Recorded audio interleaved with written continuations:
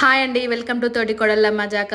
ఈరోజు మనం చేసుకోబోయే రెసిపీ టమాటా రొయ్యలు అండి. అంటే ఇవి పచ్చి రొయ్యలు కాదు, ఎండు రొయ్యలతో టమాటా వేసుకొని చేసుకుంటే చాలా బాగుంటది. అది ఇష్టం లేని వాళ్ళు కొంచెం స్కిప్ చేసేయండి వీడియో. ఫస్ట్ ఇది చేసుకోవడానికి ప్రాసెస్: బాండి పెట్టుకొని ఆయిల్లో ఆవాలు జీలకర్ర వేసుకొని మిర్చి ఇవన్నీ పోపుకేసుకొని కొంచెం సాల్ట్ వేసుకొని ఫ్రై చేసుకోవాలి. దాంట్లోనే ఈ రొయ్యలు దాంట్లో యాడ్ చేసేసుకొని కొంచెం ఆయిల్లో డీప్ ఫ్రై చేసుకున్న తర్వాత లైట్ గా పసుపు అండ్ అల్లం వేసి మళ్ళీ ఫ్రై చేయాలి. అలా కొంచెంసేపు అయ్యే తర్వాత మనం ఏవైతే టమాటోస్ ఉన్నాయో ఆ టమాటోస్ దీంట్లో యాడ్ చేసుకోవాలండి.